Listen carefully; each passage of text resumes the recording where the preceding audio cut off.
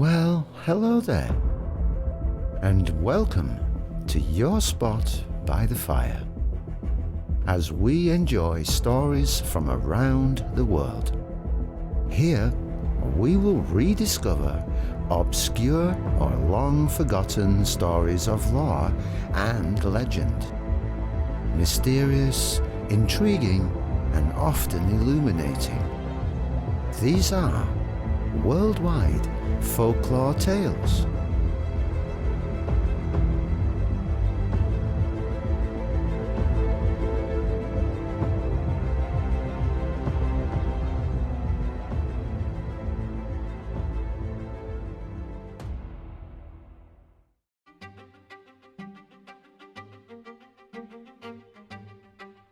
Local legends in Yorkshire are close to my heart. Having been born and raised in West Yorkshire and living in various places within the shires, I grew up surrounded by mystical and legendary locations, each possessing their own tales and legends, such as Rudston Monolith and Danes Dyke on the East Ridings, not to mention numerous ancient Roman and Viking burial sites. These places are known to emanate energies, which at one time were believed to be perceivable by mystics, shamans and pagans. Danes Dyke is still rumoured to be used by covens and modern-day druids alike. It stands to reason that many Yorkshire folklore tales have a connection with mysterious energies and mischievous entities. Tonight, I will share with you 3 tales of local folklore from the Ridings, as they are commonly known, of West Yorkshire.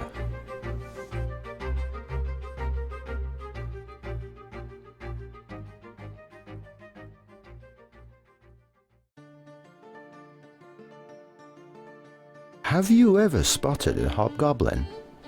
I'll bet you haven't. If you have, I suggest you treat it kindly and don't make it speak. Hobgoblins, or hobs, are known to be found in cliffs and caves and all over the moorland in hob holes. It was thought that each dale had its own hobgoblin that would help or hinder the people living there and those travelling through.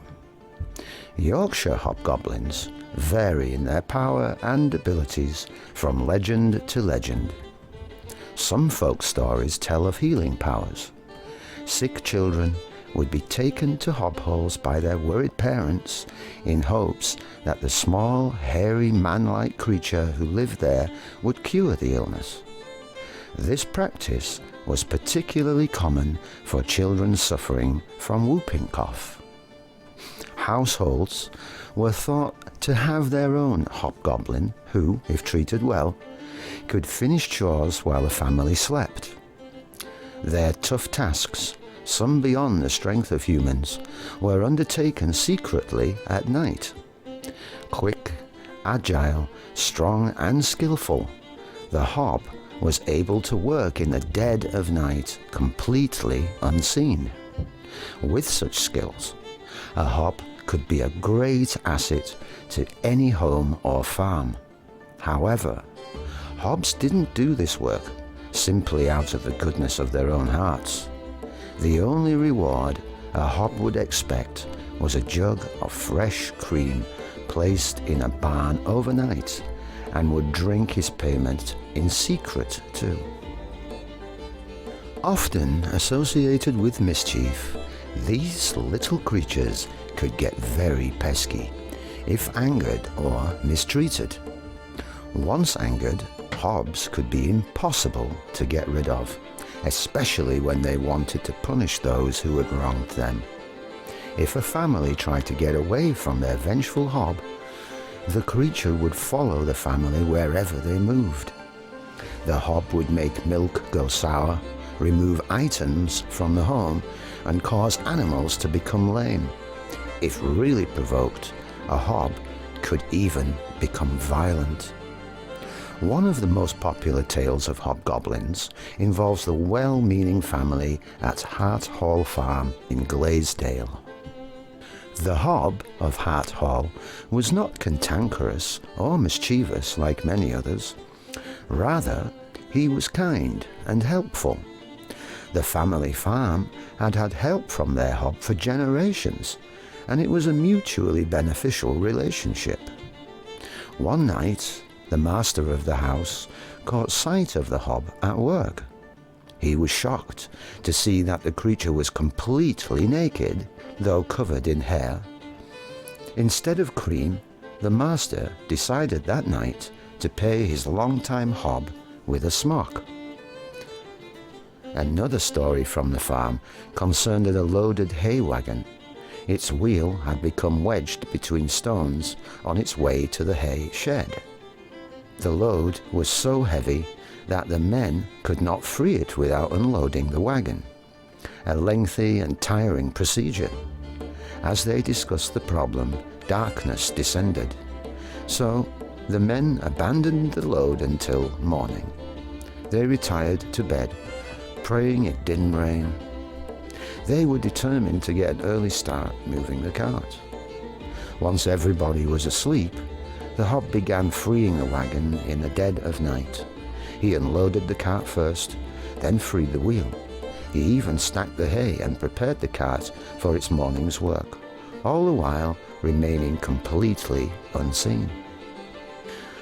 On one moonlit night, one of the living lads returned home late after a night out when he heard the rhythmic sound of a flail coming from the barn. The curious lad peeped through the door and, to his astonishment, a naked little man covered with brown hair was inside, threshing the corn.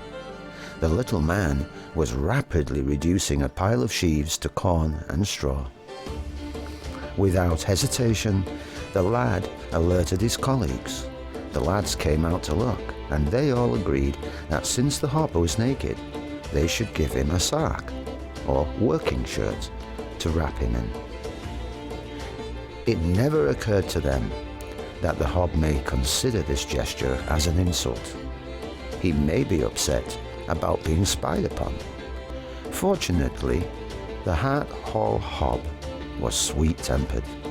After realizing he was being watched, the friendly Hobb explained to the lads that he always worked naked and must not accept a gift. Having been seen and spoken out loud, the Hobb promptly left Hart Hall and was never seen again.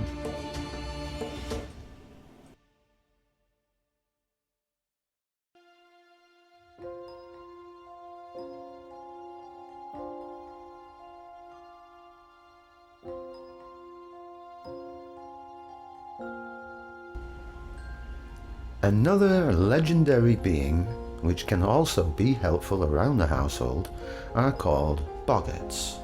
Well, that is, until they are insulted.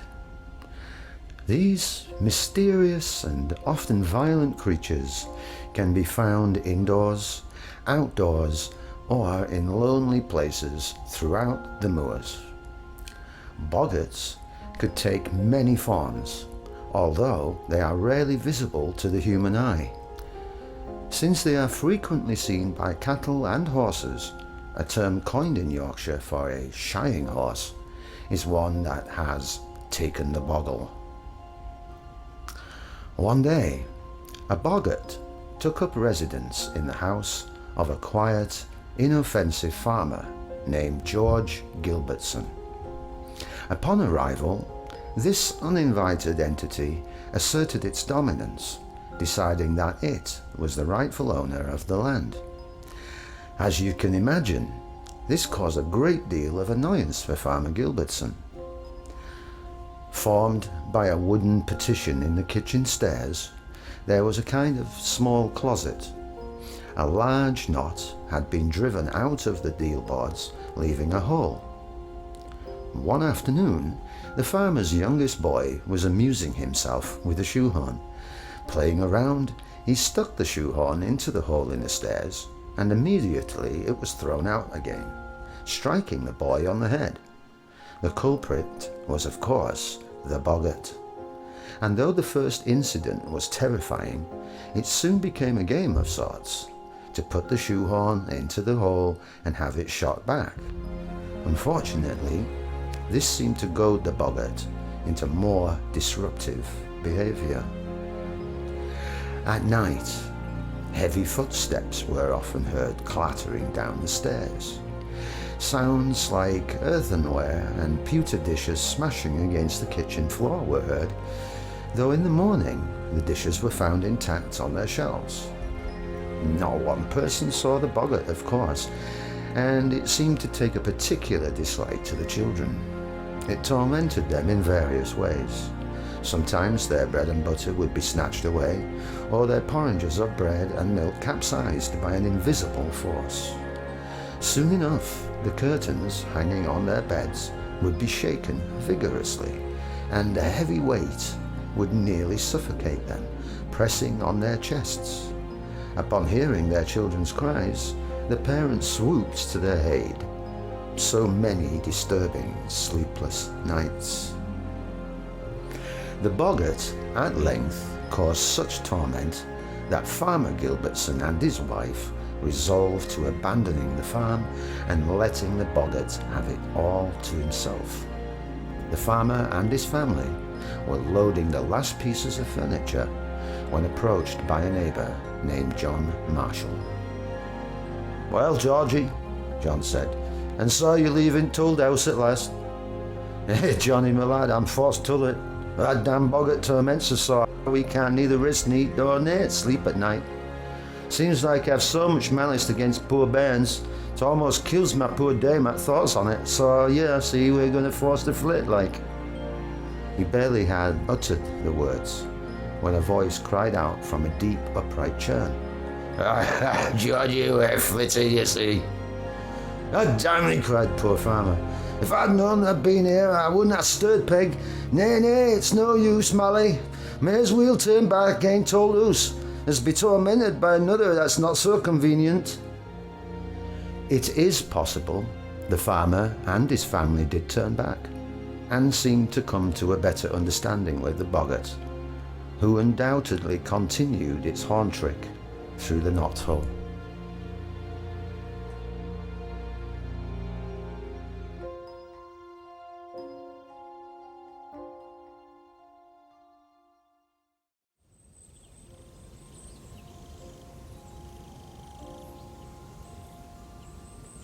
Our third tale of the evening takes place in Greenfield, where on either sides of the valley live two giants named Alderman and Rimmon. Nearby, in a hollow of the moors near Home Moss, there lived a beautiful shepherdess. Her name was Rimmon, and she was fair, tall, and most lovable. With no extravagant tastes and little care for clothes, Rimmon often went about naked, with nothing but a bit of heather in her hair. The sight of her shapely figure walking naked across the moor drove giants to fall madly in love with her. She flirted with both Alderman and Rimmon, enjoying the attention. Once she made a decision, she smiled and blew kisses at Rimmon, giving Alderman a cold shoulder. The two giants fell out with each other at once over the shepherdess, arguing and insulting one another. The two friends turned bitter enemies. One morning, through the mist, Alderman caught sight of Rimmon, embracing the Lady Rimmon and kissing her. Immediately, Alderman flew into a jealous rage. He damned them both in the ripest language, but the lovers simply laughed at him in response and continued to embrace each other. In retaliation for stealing Lady Rimmon, a furious Alderman stormed off to his hillside. He wouldn't be defeated. He rolled up his sleeves before hurling a massive hunk of rock at Rimmon. The shepherdess then encouraged her lover to fling several tons of stone back from a safe distance. The rival giants flung huge rocks and boulders back and forth until one rock knocked the life out of poor Alfin. Satisfied with his victory, Alderman came straight to woo Rimmon, despite just killing her lover. He called her pleasant names, praising her beauty, her eyes, her everything. He promised her all manners of gifts and asked her to sit upon his knee. Rimmon was understandably furious and not at all open to Alderman's advances. She spat in his face, called him too ill to burn, and all the foul names under the sun. As her initial anger was spent, grief took over, and she began to weep and wail over her dead Alfin. In total despair, unable to breathe another moment without her Alfin, Lady Rimmon threw herself down a precipice, ending her life.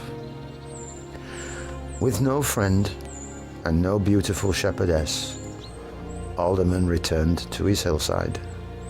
To this day, Alderman glowers at his dead rival on the other side of the valley, as they both slowly petrified to stone over the years.